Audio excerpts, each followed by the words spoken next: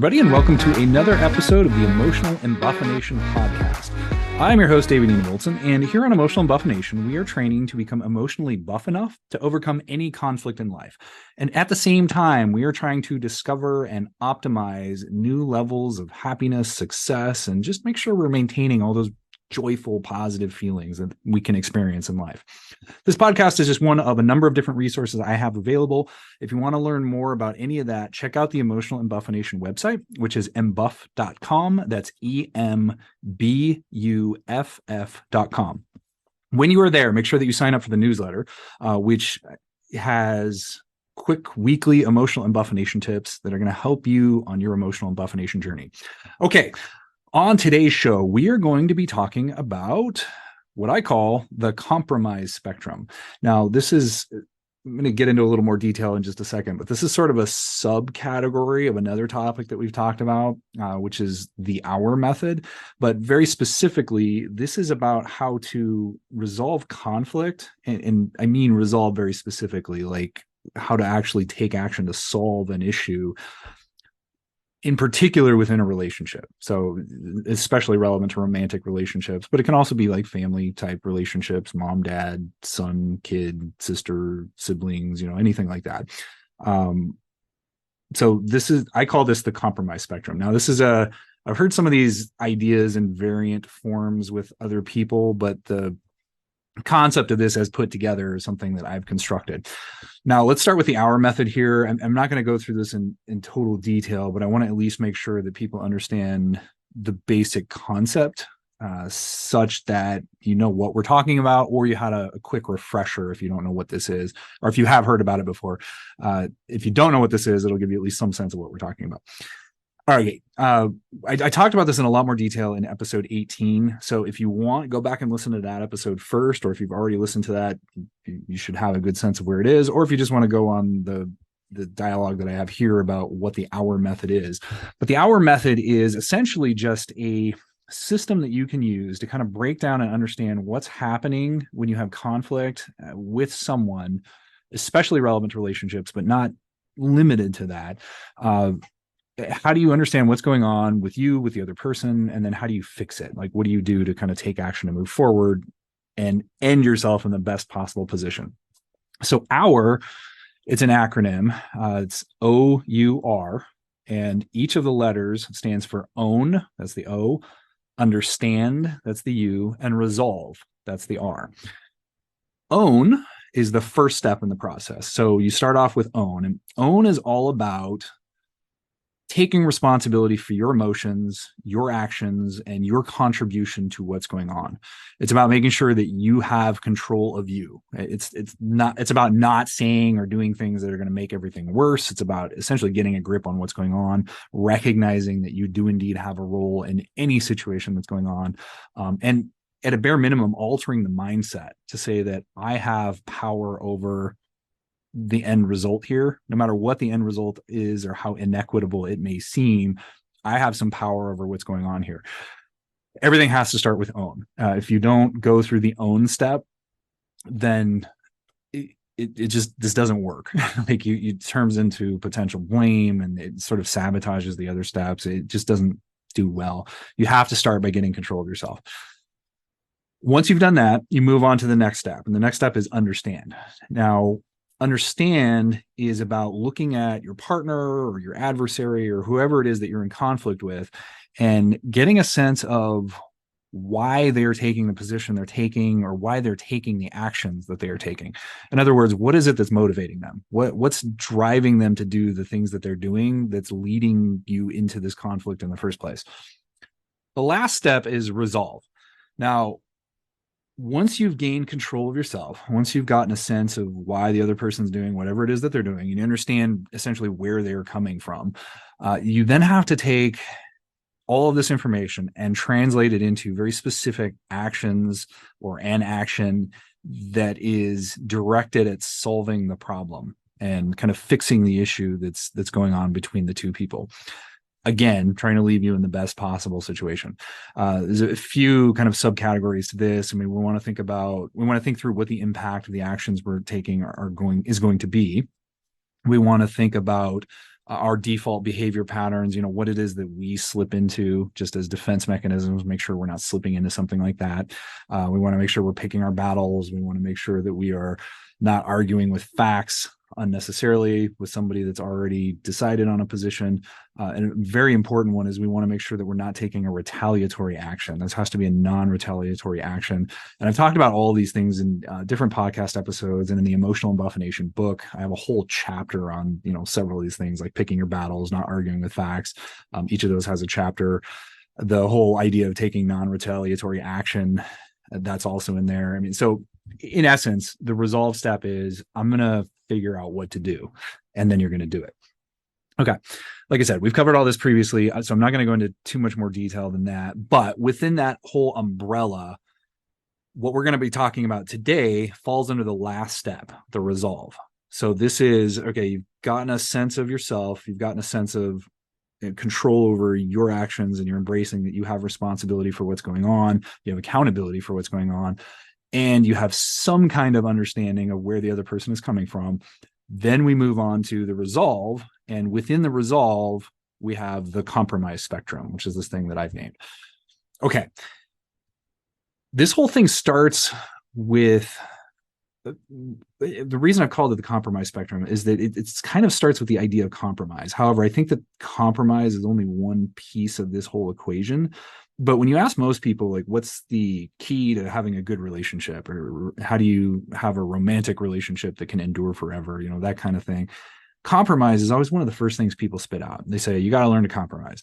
And I've heard, like, literally just the other day, I heard a podcast by someone who was promoting the idea that all you need to do is find a way to compromise, and you can overcome any problem at all, period. And that was the end of the analysis, is you just compromise. That's it. And I think a lot of people walk around with this idea. Well, we'll actually touch compromise in just a second. But before you even get to compromise, because I think we have to distinguish between win-win, which a lot of people conflate with the idea of compromise, and compromise. Now, win-win to me is something where you have some sort of problem and you give everybody something that just makes them win. Like there's no giving up anything. It's just everybody walks away totally happy. They've completely gotten what they wanted. I want the marble over there and you want the jacks. Okay, let's swap. Now we have exactly what we all want.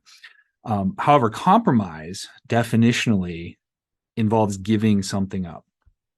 So compromise, even though people call this win-win, by my definition, it isn't win-win, just definitionally, because in compromise, you have to sacrifice in some way. If you're in a win-win situation, you haven't sacrificed in some way. I've done a lot of mediations as an attorney, and one of the things that I hear all the time is mediators going in and they try to spend an enormous amount of time listening to each of the parties, often on an individual basis. And they'll go in and talk to them and say, okay, tell me what's going on. What is it that you want? Like, if you could only pick one thing here, what would be the most important thing? And what they're trying to do is figure out what the biggest motivators of each of the parties are. And so they can then take those motivators and see if there's a way to blend all these things together so that everybody can kind of give up something and walk away with the biggest thing that's most important to them. Now, if you can use those to find a mutually agreeable solution, you have compromise, but that generally requires that you're giving something up. I've heard a phrase a million times when I go to mediations, and I feel like every single time I go to a mediation or settlement conference or something like that as an attorney, I've heard somebody say this, usually near the beginning of the mediation, where the mediator will say, okay, there's this old adage that if in order to have a successful mediation, everybody has to walk away unhappy. And the theory there is that in order to get to a place where everybody can kind of live with what's going on, you've got to be giving up something. And so if everybody kind of walks away upset, that means the mediator was successful because everybody gave something up in order to come to a resolution. Win-win is different. So let's talk about win-win first. And I think win-win is the simplest. And it's just situations where you can figure out a way to get everybody exactly what they want without having to sacrifice. Here's an example. I want Chinese food and my spouse wants pizza. Those are mutually exclusive objectives, because if we go out and get Chinese food, my wife can't have her pizza. If I go out and I get pizza, then I don't get my Chinese food. So one way or another, in that kind of very binary situation, if we just pick one of those things, we all lose. Now, here's a possible win-win. Let's say that I go to the mall, and in the mall they have a food court. And in that food court, there's a Chinese restaurant and a pizza restaurant. We both go to the mall. I walk over to the Chinese restaurant. My wife walks over to the pizza restaurant. We both sit down and eat together. Everybody's happy. We have a win-win situation. Everybody got exactly what they wanted. Problem solved. Nobody really had to give up anything. That's win-win. Now, a lot of times win-win is not possible because there are frequently situations that become mutually exclusive.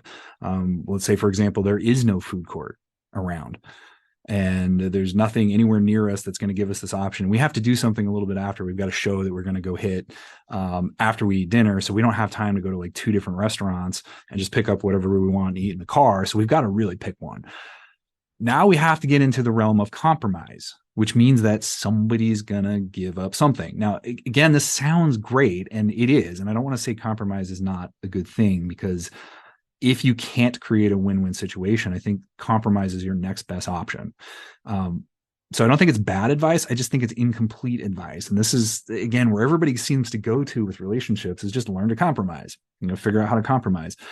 I would say this is just one step in the whole tier of problem resolution. It's how can you create a situation that's going to give everybody the optimal achievement of their most important objectives in such a way that both of you can kind of live with it. These things happen. Like it really, really happens where it's just not possible to get around it. Now, I've heard a lot of people condemn the idea of compromise with this definition, because a lot of times people feel like they're not standing up for their own rights, or they're just going to create a pattern of unhappiness. And there's an element of truth to this, and we're going to talk about this in just a few minutes. But I would advocate that compromise, if you cannot create a win-win situation, is a good thing. It's the next best solution to resolving the problem. One very important step in compromise is making sure that you understand exactly what everybody's talking about, especially when you're in the midst of a fight. Because, and this is something, again, that I talk about in the Emotional Embuffination book, particularly in the cognitive dissonance chapter, but very often when people are fighting with you, they're not really fighting about what it is they sound like they're fighting about. There are very frequently other motivators underneath the surface. This is not always the case, but it is frequently the case, where the thing that you're really adamant about and screaming about is not what you're really upset about. Here's an example. I've seen, as a family law attorney, I've watched people fight over custody of a child. And one of the two parties, it seems, if you really dig down deep, really what they're fighting about is control and fear and just upset about the loss of the relationship. The other parent might be fighting for the exact same thing, more parenting time, but what they're fighting for is because they want to get more child support, or they want to pay less child support, or something like that. Now, those are subtle differences, but it's important, I think, to really isolate what it is that we're talking about. Because if you're sitting there saying, let's discuss a resolution about parenting time, that might not be tapping into the very things that everybody's concerned about. Like, for example, if you have an ability to waive child support, and that's not as important to the person that wants to have the kid for more time, then you might be able to say, hey, how about I just take the kid more and you don't pay me as much child support as you might otherwise be doing. Let's deviate from whatever that is. Now, I don't want to get into the mechanics of a family law negotiation or anything, and that's a bit of an oversimplification, but it's very important to talk about the things that are truly motivating people before you start trying to negotiate a compromise. One of the things, I had an experience with a past girlfriend that really hammered this and made the light bulb go off for me. That this situation became very salient to me when I was with this girl. So I had a girlfriend who I got into arguments with a lot. We would just, it was like perpetual bickering. We would get along great, but then there'd be a fight over something, and the fight would just go out of control. And it was just this insane arguments over what's felt to me like nothing most of the time. And it would just blow up out of control, and it didn't make any sense to me. And I remember one argument in particular, and I'm not going to go into the details of what exactly was said in the argument or the substance of it, but let's just say that I go into the argument, I leave, I'm very frustrated because I'm sitting here saying this, your position doesn't make any sense. And so I was talking to a friend of mine, a woman who has a lot of psychology background. And so I was explaining to her the whole situation. I said, this is what my girlfriend is saying. And she's saying X, Y, and Z. And I said, X, Y, and Z doesn't make sense, right? Because I'm sitting here looking to this other lady for affirmation that I'm in the right. I want to just be confirmed for saying my position makes sense. And so that's what I wanted to hear, right? And that's why I'm relaying all of this to her. And so she listens to the whole story and she goes, David, you're an idiot. She's not talking about the thing that I was talking about. She's talking about this totally other thing that has nothing to do with the surface conversation. And I remember that's when the light bulb went off for me. And I went, oh my God, you're right. And so the very next time I had an argument with this woman, I remember I felt it starting to escalate. And I stopped myself and I went, okay, wait a second. What are we actually talking about? And then I thought for a minute and I went, wait, it's very obvious she's talking about this other thing. And then I started talking to her about this other thing, and the whole thing immediately de-escalated. So it's very, very important when you're talking compromise, when you want to try to figure out what it is that's going to motivate everybody and let everybody walk away in as happy a position as possible, that you first figure out what it is that everybody wants. That's what mediators do. But you very often don't have the mediator involved. You're just directly dealing with your spouse or your partner or whatever, the other family member or person that's involved in your life. And so you just have to figure it out. And so this goes to a lot of the other stuff, and this goes to the other steps that we talk about in the hour method. So remember, own and understand. Understand in particular is about trying to figure out what it is that's driving them. Why are they doing what they are doing? Why are they taking the positions that they're taking? You have to get a grip on that, or else compromise is going to be very difficult. It's going to be tough to push that forward. And even if you do seem to have a surface compromise, you might not really have a lasting compromise because you might have agreed to something that wasn't really that relevant to the underlying issues. Now, one of my favorite examples of this, just to give you some clarity on the idea of somebody might not be talking about what they're really talking about, is, and I talk about this in the book, but the debate between evolution and creation. To me, this is almost always a very stark example of people not really talking about what they're actually talking about. 9 times out of 10, when I've heard an argument about creation versus evolution, the people in that argument really don't care about creation or evolution, either one of those. And on the surface, that's what they're arguing about. They're saying, well, creation has to be false because of ABC facts. Well, evolution has to be false because here's some different facts, which again is arguing the facts, which I've condemned in the book and elsewhere in the podcast, et cetera. But if you dig deeper than this, like why does anyone care about evolution or creation? Like, why does it matter to just average Joe Schmo whether he is taking a theistic paradigm, a Christian paradigm, or whatever religion you want to embrace? Why does it matter if evolution is right or not? I mean, is this something you're dealing with on a day-to-day basis? I mean, do you go to your accounting job and evolution has some relevance there? Does creationistic theory, on the flip side, does it matter if that's right or not? What difference does it really make in terms of how we came to be where we are in your day-to-day life? Now, if you're a biologist and this is like what you're working on all day long, or maybe if you're a pastor and for some reason you have some interest in creationism or something, maybe this has more relevance. But in the vast majority of cases that I have seen people talking about, it really doesn't have anything to do with the underlying issues. And I have a vivid memory of, it was in my Psych 101 class. I was in a community college during my undergrad. And we had just started talking about, this was like a very basic class, right? And we just briefly touched on the idea of evolution and Darwinian theory and all this. And I remember when we left the class, there was this guy that was talking to another person. He goes, come on, we're going to go prove that evolution is false. And I remember thinking, wait, you don't know anything about this subject yet. You just heard it introduced, and now you're running off to go to the library to figure out how to prove it's false. Like, you've already decided your conclusion. And the fact that you've already decided what your conclusion is means that really what you're talking about is not the actual thing. It's something else. And really what this boils down to is people talking about their belief in faith or their belief in science over faith. That's typically the contrast there. So to me, this is a great example of oftentimes when we're having arguments, because I've seen ridiculous arguments over creationism versus evolution, this idea that I didn't say this, I'm just assuming everybody knows what creation versus evolution is, but creation is this idea that God just created everything essentially as it is, and it's had maybe microevolutions or something. But evolution is this idea that things have sort of over time gone through mutations and over millions of years developed into what they currently are based on fitness as adapted to any particular environment. I don't think most people really care about that underlying argument. They really just care about, and it seems patently clear to me when I hear discussions about it, most people don't really care about the technical stuff about it. I mean, they're using the technical stuff as a vehicle to drive their underlying emotions and positions, but really what they're arguing about is faith versus science. And that's pretty much it. Now, again, this is part of the understand step in the hour method, the own, understand, resolve, but it is a necessary step in order to get to the resolve and to start talking compromise.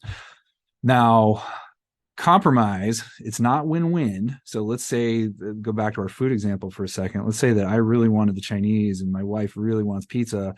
There's no food court nearby. We've got that event that we're doing later today. So now we have to figure out, how does somebody give something up in order to come with an acceptable resolution? Well, maybe we get Chinese food today and my wife forgoes pizza, but tomorrow we do Chinese food, in which case I don't get the pizza. Or maybe I say something like, okay, we'll get the pizza today, but I get to pick where we're going for dessert, or something like that. That's compromise, where everybody's kind of sacrificing something so that you can get to a place where it's acceptable, like you can live with the solution. Step 3 of the compromise spectrum, we've gone from win-win, can you compromise? Let's say that we can't compromise for some reason. Just for whatever reason, I hate pizza. And there's just no way I ever want to go and get pizza. And my wife wants pizza, but I want the Chinese food. So we're running into a wall here, like on this compromise spectrum. For whatever reason, we can't compromise. We can't create a win-win. Where do we go from there? Well, the next step that I like to take is take a gauge, take an assessment of how intensely everybody feels about their respective positions. Now, the easy way to do this is just to ask and you can do like a 1 to 10 scale. Say, okay, how intensely do you really want the thing that you want? I want the Chinese food, and I feel like I really want that on maybe a 3 level of intensity. And my wife wants the pizza on like a 9. She like really wants that pizza. Maybe she's pregnant or something, I don't know, but like for whatever reason, she just has to have the pizza. Well, if we kind of hash that out and I'm not feeling that intense about it, it makes a lot of sense to just acquiesce to her and say, okay, well, it's not that important to me that we have Chinese today. Let's just go get the pizza. I can live with pizza.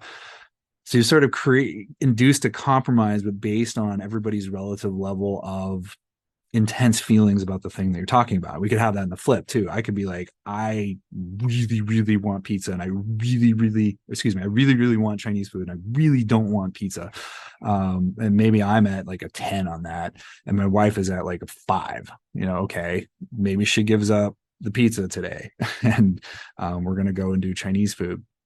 So creating a tier like this can give you comparative interests. And when you have comparative interests, that can give you a sense of where people can give in. And, you don't necessarily have to go out and expressly discuss.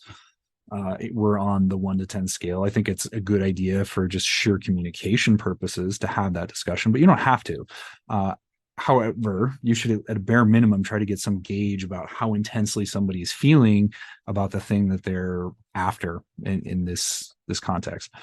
Now, there's a very important caveat that I have to throw in here, and that is that sometimes people will have personality constructs that will by default shift into just acquiescing. They will shift into, I'm just going to sacrifice to get along.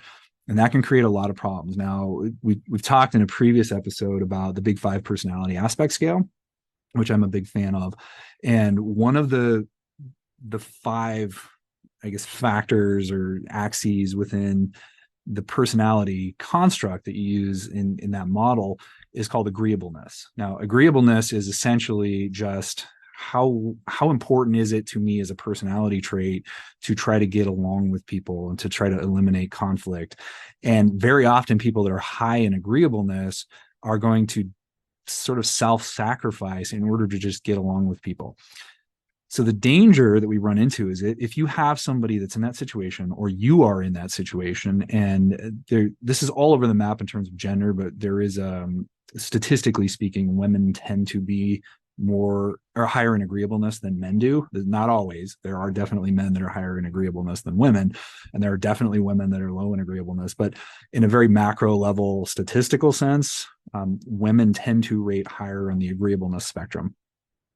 So regardless, if you have somebody that is high in agreeableness, you have to be very careful that they're just not perpetually sacrificing and saying that they're at a lower number on this rating scale just to get along. Because what can happen if they're just always giving up and they're always self-sacrificing is that they can start to generate some latent resentment. They can start to feel like they're just never getting anything that they want. And that can start planting seeds of resentment. And when resentment starts to pop up, if that's not headed off fairly quickly, that can be really damaging to a relationship. So just be very, very careful. If you are high in agreeableness, and do a personality test if you want to, or just look. I mean, do you have a tendency to just always self-sacrifice and not be the one that takes on what you want? And if that's the case, when you're going through one of these conflicts, if you've gotten up to this like comparative step, you can't find a win-win, you can't find an obvious compromise, and now you're comparing how intensely people feel, just make sure that you're not just sacrificing for the sake of getting along every single time, because that's going to create problems. On the flip side, if your partner is the one that's super high in agreeableness and you aren't, then make sure that you're not just perpetually stomping on your partner's wishes, because that's going to start generating resentment in them, and they're going to come back at you, and eventually that's going to create disastrous potential results in your relationship. So just be on the guard for that. Like, watch for agreeableness or excessive self-sacrifice, that kind of thing. Okay, let's get to the last tier of this whole thing, and that is when win-win doesn't work. Compromise, you can't find an acceptable compromise for what's going on. You've rated comparative intensity of desires for your respective positions, and they're both high. Let's say you're both at 10s. This comes up in a limited number of situations, but there's definitely some important ones. Here's an example. Let's say that I really want kids and my wife really doesn't, or vice versa. My wife really wants kids and I really don't.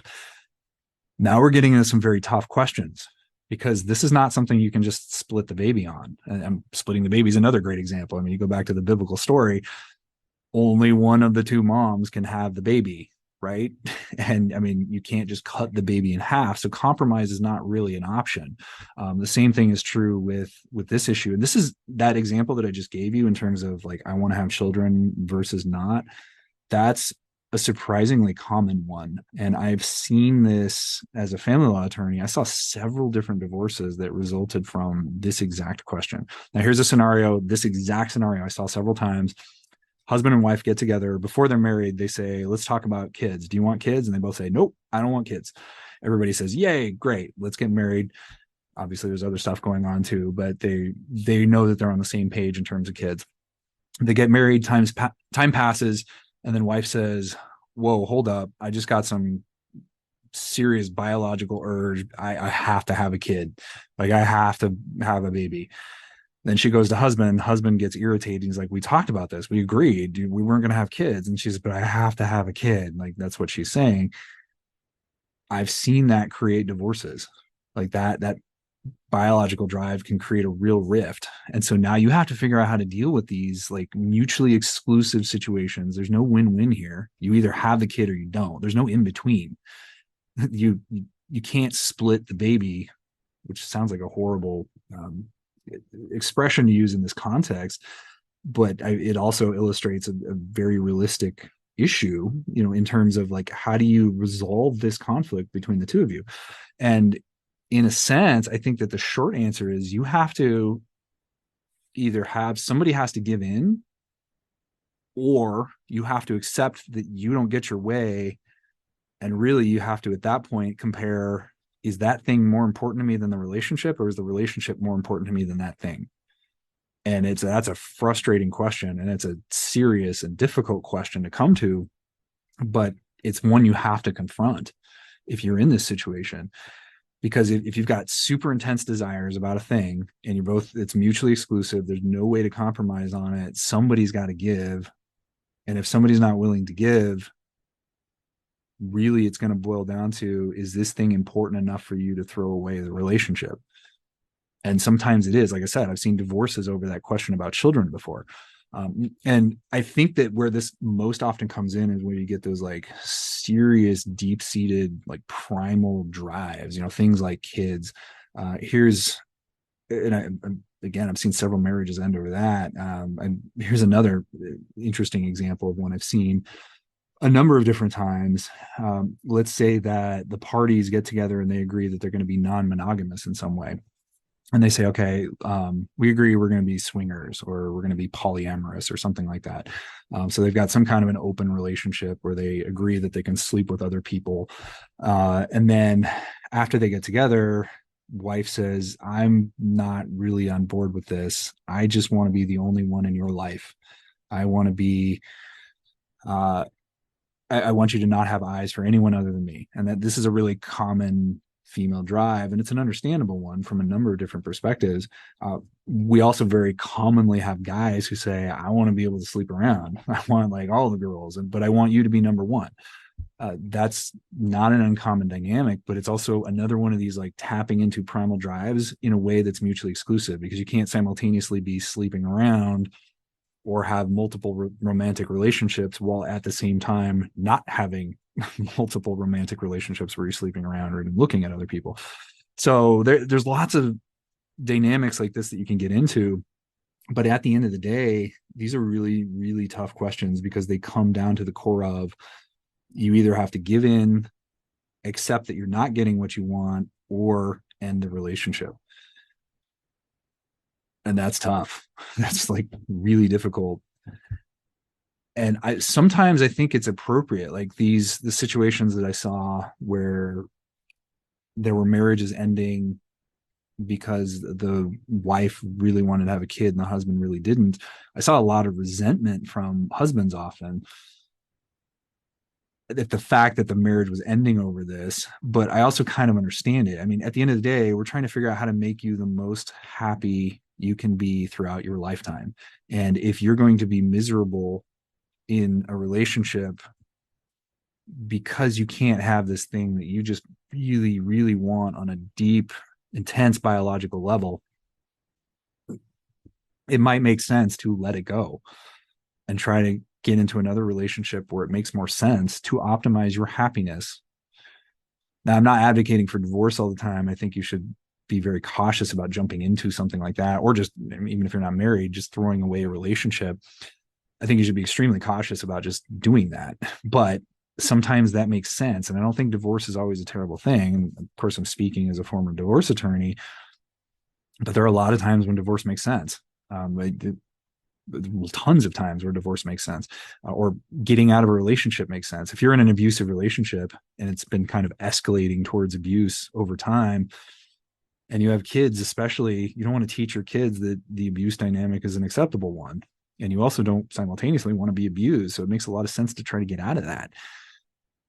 Just favoring the marriage over perpetual abuse is not a good idea. So I don't think you should always just prioritize retention of a relationship just cause.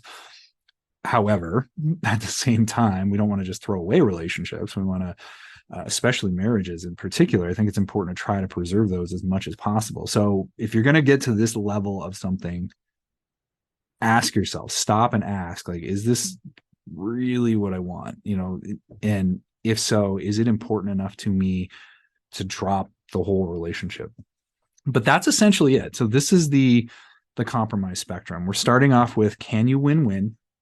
if you can't create a win-win situation, is there a way to compromise? Is there something, make sure that we're talking about the same thing, and see if we can get to a place where everybody's getting essentially a thing that they want by sacrificing something. If that doesn't work, let's move on to analyzing how intensely everyone wants whatever it is that they want, and then seeing if there's a way to break the tie, in essence, based on that information. And if everybody's intensely wanting whatever their respective positions are, and those things are mutually exclusive, you can't win-win, you can't create a compromise, then you've got to say, okay, is this thing important enough to me to throw away the relationship, or do I need to let go of this thing, assuming somebody isn't just flat acquiescing? And that's it. So that's the compromise spectrum, which again is a subgrouping of resolve. We want to go through own, understand, resolve. You can use the compromise spectrum as a way of guiding what it is that you are doing to take action to fix the situation that you're facing. Okay, I'm going to call it there. That's going to bring us to the end of today's show. I hope that you found this useful.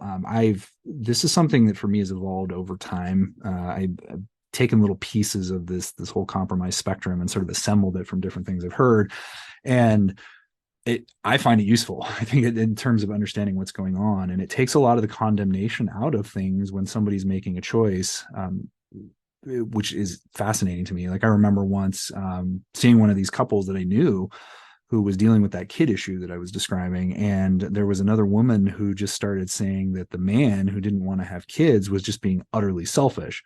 And from the man's perspective, he's saying, but we talked about this. Like, I don't understand. Like, we agreed we weren't going to have kids, and I don't want to have kids. Like, I really, really don't want to have kids. And there were other people that were just starting to finger point and blame and say, and that when you start getting into the blame, that inflames situations. So you always need to make sure that you're also, even if you are going to end a relationship because of one of these like issues, compartmentalize that. Don't turn it into like vilification and blame and, attacking the other person on all different fronts. Just say, okay, we're not agreeing on this thing, and this thing is too important to me, so we've got to end this. Like, we take it to that level. But it's very important to understand what's going on, and the whole point of this is to optimize happiness. It is to reduce conflict, to make sure that we're ending up in the best position possible so that we can live the happiest life possible. And so you're using this as a tool to try to analyze, how do you get there? So I'm hoping that you found this useful. I've found it useful over time in increasing ways.